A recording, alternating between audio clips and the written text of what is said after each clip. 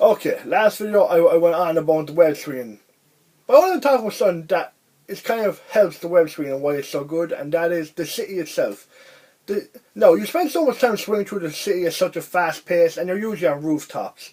So you think when you get to ground level and just like explore the city, walk around, look at the location, you think the detail wouldn't be there, it wouldn't be that great. You'd be wrong. I was astounded by how detailed the city was. There was all these different shops, all these different names. I was just like, they put this much effort into the city, where most time you're going to be spending on the rooftops. Yeah, sure, I thought they'd make the skyscrapers look nice and all the tall buildings, but I had no idea how much effort they were going to do with the ground level. It's very rare you'll see any buildings repeated, like it's the same building. Sorry, I get choked up over just how much I'll talk about this. It's rare you see the same building repeated or the same structure, and it's just amazing. It feels like the living, breathing, real city. And the what I also like is the small thing again. This game seems to be really good with the small details. Like, you can walk around this in Spiderman, just walking along with the people, and they'll say a bunch of things like, "Hey Spidey, I have an idea you might be interested in," or "You're my favorite hero," or you get people who are giving out. Like I believe I heard one before that Jameson was right about you, and just it's so funny. The city is really well done, and you can even high five people sometimes. Just randomly, you just get get like a button icon that'll appear on someone's head. Press triangle, boom, high five. Just little things like that just make the game just that little bit better. It's not a big thing, but it just shows how much the developers loved making this game. So yeah, the city is so detailed. And one of the side missions that is heavily involved in the city is the landmarks. Basically, it's kind of like a collectible.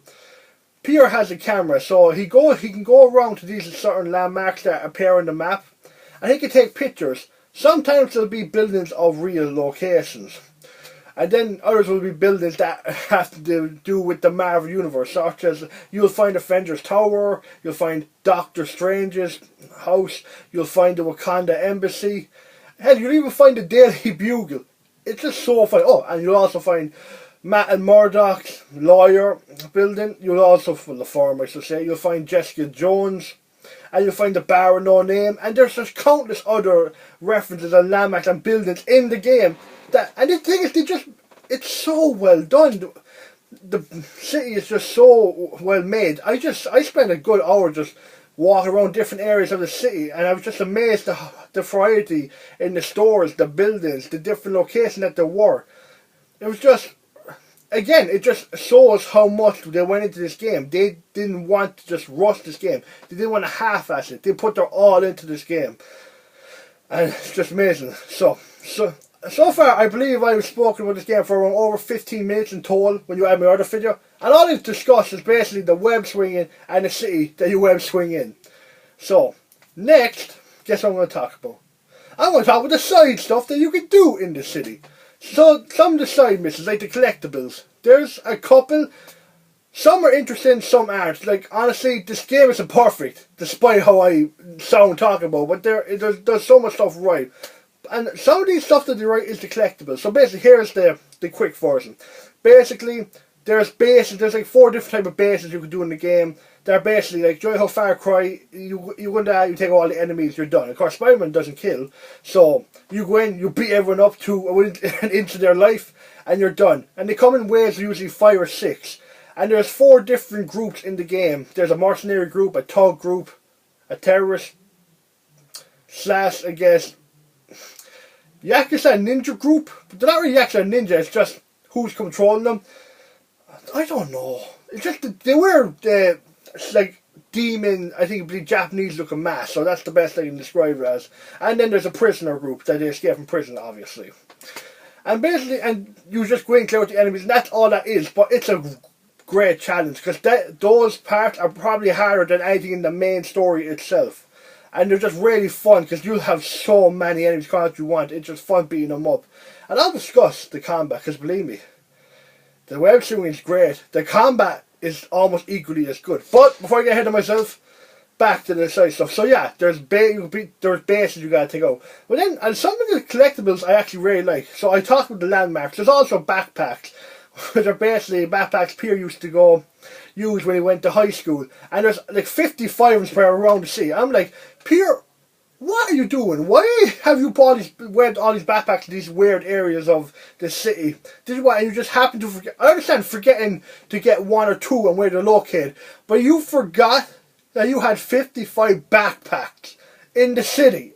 On the island of Manhattan. I'm like, that is, oh sorry, and that's where some of these backpacks would have been found by now, but hey, I'm willing to let it go because, well, this is where we're playing as a hero who swings in a costume called Spiderman, who swings from buildings with webs. So I think we're past the point of complete realism.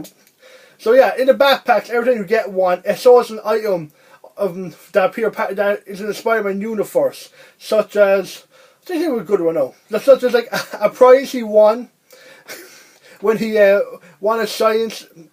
Was it a science tournament? I think when he was in high school, that was sponsored by Fisk. And the funny thing about that is that it turns out when you get that, see, every time you get an item, Peter has a slide, like a line or two talking about that item and related to it. And in that, just that particular item, it actually explains why he has all these backpacks, and it's just kind of, it's very humorous, especially for me, because that just happened to be the last item, backpack I found, so it just connected perfectly, and I finally found out why the hell Peter had 55 backpacks, and just the ridiculousness of it. Now, aside from the backpacks and landmarks and the bases, there's also some, how do I describe it? There's kind of these like stakeout areas from Black Cat, and any Spider-Man fan would know Black Cat is like someone who, he's let's just say, kind of like a love interest for Peter Parker. And see these only stakeout areas, and it's like a telescope. You gotta look through it and find like some painting or picture that Black Cat drew. And basically near that will all be this tiny Black Cat statue. And once you find it, you take a picture, it's done. And honestly, at first I was like, why are we going around taking pictures of these Black Cat statues? But I will say it's worth doing, because first it leads into DLC, which is a bit bullshit. That if paid DLC comes so early, you couldn't just delay the game a little further, or make the DLC free, you know, because it comes out so soon after the game releases. That part's bullshit, but yeah, this story is what leads up to it. And also, just the end of it, what the Black Cat statues are actually for, it's very clever and really shows how intelligent Black Cat is as a character. So that's worth doing. Then of course there's the challenges. The fucking challenges, where you have to do a combat challenge, you have to chase a drone with your web swinging, you have to do a stealth challenge, and a bomb where if you're on time, you gotta like web all these bombs where they explode. They're given to you by this character called Taskmaster, who basically has this memory where if he studies you long enough and your movements and your combat, that he can do the same combat as you. And let's just say there's a couple of times he's going to ambush you, and he's going to do moves that you can do, and it's like, what the hell is going on? I mean, he's doing these special moves that you could do on you, and it just throws you off. At first you're like, okay, what the hell? And the only way you can beat him is you have to keep dodging away in the right moment to kind of web him or stun him so you can attack him. But my God, it's so interesting because it's just a different dynamic. Because when he can do the best moves that you can, and he can block all your moves because he knows what you're going to do, it's a really unique experience, and it's really interesting boss fight, and I really like it. And I love it just happens out of nowhere, because once you do a certain challenges, you'll be swinging, just enjoying yourself, boom, this big red, I don't know, electric looking tape just catch you and you fall, and suddenly Taskmaster there and you were fighting on the rooftop.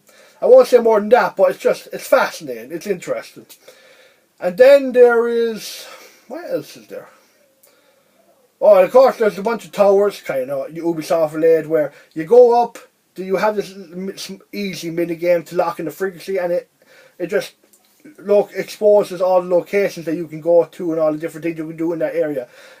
Manhattan's split up into several different areas, like Harlem, the financial district, Chinatown, Hell's Kitchen, and all that. So each area has a percentage of what you can do. And once you complete all the missions and side missions in that area, 100%. Just the usual, the open world platform that Ubisoft has made popular in that regard. The system of that. It's still well done, but honestly, most of the stuff, there's only a couple, like the basics you can do, but they're grand, but they kind of get boring after a while because they create the same thing, same location. The landmarks I'd recommend doing, just because it's interesting to see the landmarks around the area. It's just cool to see.